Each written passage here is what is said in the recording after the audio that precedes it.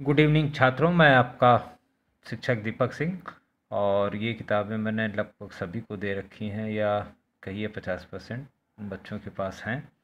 तो ये लक्ष्य को डिफाइन करने के लिए कोई पुरानी प्रथा में लक्ष्य एवं पीला रंग का क्या महत्व था, और पीले रंग को आप लोग क्यों इतनी प्राथमिकता देते हैं। मैंने अभी पिछले तरंग में आपको बताया कि पीले रंग की, लाल रंग की सबसे ज़्यादा और इसका कम।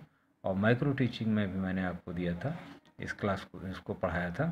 तो उसमें माइक्रो टीचिंग आज हम कर रहे हैं छोटी सी, और उसके बाद फिर आपको क्लास में भी इसको हम अच्छी तरह से समझा देंगे। मैंने आपसे पूछा था कि आप एलईडी पढ़ेंगे या सोलर कनेक्शन पढ़ेंगे, तो आप लोगों ने एलईडी के लिए कहा था पहले। तो देखिए, एलईडी को तो मैंने आपको माइक्रो टीचिंग में बताई, 4 डायोड लगे हुए हैं, इन्हीं को हम ब्रिज डायोड कहेंगे।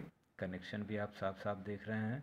रेजिस्टेंस है, इनपुट यहाँ 220 वोल्ट दिया जाएगा। ये रेजिस्टेंस जो है 220 वोल्ट का को be equal to I R, I into R.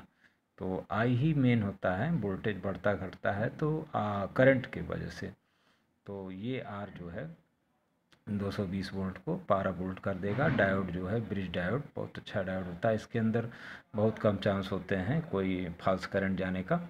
तो ये आगे इसके बाद फिर देखें आप तो रेजिस्टेंस और 2 कैपेसिटर, ये इसलिए फ़िल्टर का काम करते हैं। मान लीजिए अगर कोई रिपल फैक्टर बोलते हैं, अगर एसी का कोई टुकड़ा इसके अंदर चला गया तो वो उसको रिजेक्ट कर देगा, और उसके बाद आपको सीरीज में सारी झालरें लगी हुई दिखाई दे रही होंगी। तो ये एलईडी बल्ब में अगर एक कोई फ्यूज़ हो जाता है तो आप लोग 50 रुपया दे के इसको पूरा सर्किट चेंज कराते हैं। तो वैसे तो मैकेनिक बताएगा नहीं, लेकिन आप इलेक्ट्रॉनिक्स के छात्र हैं तो आप जान लें कि इसमें अगर थोड़ा सा रांगा डाल के उसको शॉर्ट कर दें, जैसा मैंने माइक्रो टीचिंग में आपको बताया है, तो ये अपने आप फिर चलने लगेगा और बल्ब आपका ख़राब नहीं है। और डायोड वगैरह रेजिस्टेंस बहुत कम ही ख़राब होते हैं। तो आगे देखते हैं सोलर एनर्जी। सोलर का कनेक्शन देखिए कितना आसानी से होता है। ये एक सोलर पैनल है और इसके साथ एक कन्वर्टर मिलता है आपको। तो अगर आपको मशीन चलानी है गांव में, घर में, तो कन्वर्टर डायरेक्ट सोलर पैनल को इस कन्वर्टर के साथ निकाल के देखिए, 2 तार निकले हुए हैं इसमें जो कि बैटरी को चार्ज कर रहे हैं, और 2 तार सीधे निकले हुए हैं इससे वो आपके एलईडी बल्ब को, सॉरी, सीएफएल को दे रहे हैं अपनी रोशनी। तो पहले सीएफएल ही था ना, तो इस मैंने किताब भी 2018 में बनाई, तो इसलिए उस समय गूगल पे यही था, तो इसको ले लिया। और यहाँ पर देखिए इसमें 2 तार सोलर पैनल से। यहाँ मतलब ध्यान रखने वाली बात यह है कि इस सोलर पैनल की और इससे जो आपका कन्वर्टर है, इससे ज़्यादा दूरी नहीं होनी चाहिए। अक्सर लोग इसकी दूरी जब बढ़ा देते हैं तो वही नाली का पानी याद करिए, तो जितनी लंबी नाली रहेगी उतना आपका पानी का क्षय नाली सूखेगा। और इसलिए उसको जितना छोटा बनाएंगे, अब तो प्लास्टिक के पाइप लगा दिए हैं, 1 लीटर पानी ट्यूबवेल से निकला तो वो 1 लीटर आपके खेत में गया। मैं तो 2000 से इसको यूज़ कर रहा हूँ प्लास्टिक पाइप। लेकिन वही चीज़ यहाँ पर भी लागू होती है कि अगर जितनी कम दूरी रहेगी सोलर पैनल से इस जो है कंट्रोलर की, तो इस कंट्रोलर से दूरी कम रहेगी, तो आप यहाँ से फिर तार लेके जाएंगे तो आपका जो है आराम से बल्ब जलेगा। और यह पंप सेट अगर आप चलाना चाहते हैं तो 250 वाट का भी आता है, और जैसा आपकी पंप की कैपेसिटी है, 1 एचपी 1 हार्स पावर में 786 वाट होता है, तो आप उस हिसाब से अपना पैनल भी खरीद के इस डायरेक्ट आप मोटर चला सकते हैं अपनी खेत में। आपको लाइट की ज़रूरत नहीं है, दिन में ही ना पानी चाहिए, तो सूरज अगर निकला हुआ है तो ये 2 चीज़ें आपके पास हैं, तो आप आराम से अपना काम कर सकते हैं। घरों के लिए होम डोमेस्टिक जैसे 12 वोल्ट यहाँ से लिए, और ये 12 वोल्ट बैटरी को चार्ज किया, और इस बैटरी से आपने इन्वर्टर को दिया, और इन्वर्टर से लेके फिर आप जो है अपने घरों में, चूँकि जो भी बल्ब लगे हैं वो सीरीज में नहीं लगे हैं, एलईडी की तरह से पैरेलल में लगे हैं, ताकि एक फ्यूज भी हो जाए तो पैरेलल दूसरा वाला जलता रहे। तो यही थोड़ा सा घर की लाइट एंड लाइटनिंग में है। एलईडी बल्ब में झालर है, और आपके घर में जो बल्ब लगे हैं वो सब पैरेलल में लगे हुए हैं।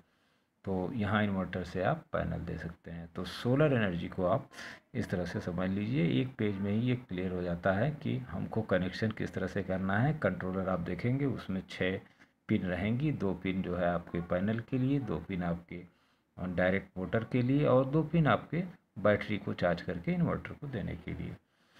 तो इसकी माइक्रो टीचिंग मैं क्लास में भी आपको कर दूंगा, बता दूंगा। आपके सारे क्वेश्चंस और कमेंट्स भी आप दे सकते हैं इस पर, और मैं उसका उत्तर भी दूंगा। और क्लास में भी इसको एक सोलर एनर्जी का चूँकि अब ज़माना भी है, आने वाला है, तो थोड़ा बहुत इसको भी आप जानते रहिए और इसके कनेक्शन को जानिए, और विशेषकर इस चीज़ को जानिए कि दूरी तार की ज़्यादा नहीं हो, क्योंकि जितनी लंबी नाली बनाएंगे आप तो उतना ही क्षय आपका बिजली का होगा या पानी का होगा। आप खुद ही समझदार हैं, प्लास्टिक के पाइप और पहले नाली हम लोग सब देख चुके हैं 20-25 साल में।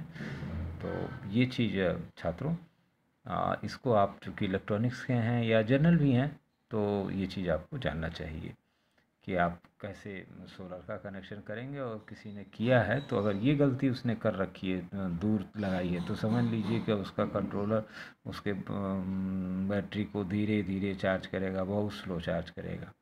तो नाली जितनी लंबी होगी पानी उतना ही धीरे जाएगा। 1 लीटर छोड़िएगा, 100 मीटर नाली रहेगी तो वहाँ पहुँचते पहुँचते वो आधा लीटर हो जाएगा। तो अगर इसी सिद्धांत को समझ लें आप, तो ये चीज़ आपकी समझ में आ जाएगी। मेनी मेनी थैंक्स छात्रों आज की इस माइक्रो टीचिंग के लिए।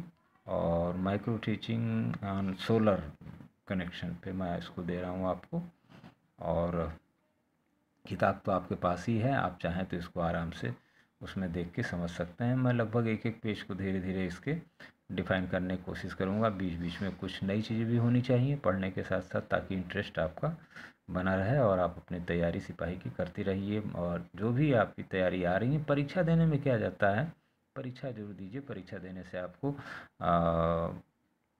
अच्छा मिलेगा रिजल्ट, अनुभव भी मिलेगा। घर में प्रकाश की व्यवस्था कैसी होनी चाहिए। और यहाँ पर मैंने आपको एक इंजीनियरिंग का कंस्ट्रक्शन की बात कही है बताने के लिए अपने अनुभव से, जो मैंने अनुभव लिया तो मैं ज़रूर बताऊंगा उसको और समय के साथ। और दीपक सिंह RHA, देखिए यहाँ लिखा हुआ है, राइस हस्क ऐश पावर प्लांट से निकलता है जब धान की भूसी जलाई जाती है। तो इसीलिए मैंने अपने नाम के आगे दीपक सिंह RHA रखा है, क्योंकि मैं नहीं समझता कि शिक्षक की कोई जाति होती है। तो दीपक सिंह RHA ही मेरी जाति है, और लक्ष्य दूसरा मेरी जात है, क्योंकि इसको मैं सॉल्व नहीं कर पा रहा हूँ। RHA तो खैर पिछले 10 साल से लोग गड्ढे भर रहे हैं, और लक्ष्य तो लोग साबुन बता देते हैं साहब, तो बड़ा दुख होता है। जबकि देखिए अब आप लोग घरों में लाइट एंड लाइटनिंग की व्यवस्था कुछ इस तरह से करिए जिससे कि आपकी आँख पे प्रभाव ना पड़े। और बाकी अगले वीडियो में, आज का थोड़ा सा many many thanks, and I think कि आप लोग मुझे सपोर्ट जरूर करेंगे। और प्रकाश के बारे में जो भी था, ये चीज़ इसके अंदर मैंने आपको लिखी दी है, बताई दी है। ल्यूमेन पर मीटर, लक्स और ल्यूमेट, रीडिंग लक्स क्या होनी चाहिए, स्टडिंग लक्स क्या होनी चाहिए, आप पूछिए गूगल से। इन क्लासरूम में कितना होना चाहिए, इन हाउस में, होटल में, हॉस्पिटल में, शॉप में, एंड सो मैनी प्लेसेस आप पूछे। तो ज़्यादा कुछ ना उसको वीडियो को बड़ा बनाते हुए, many many thanks and the support please.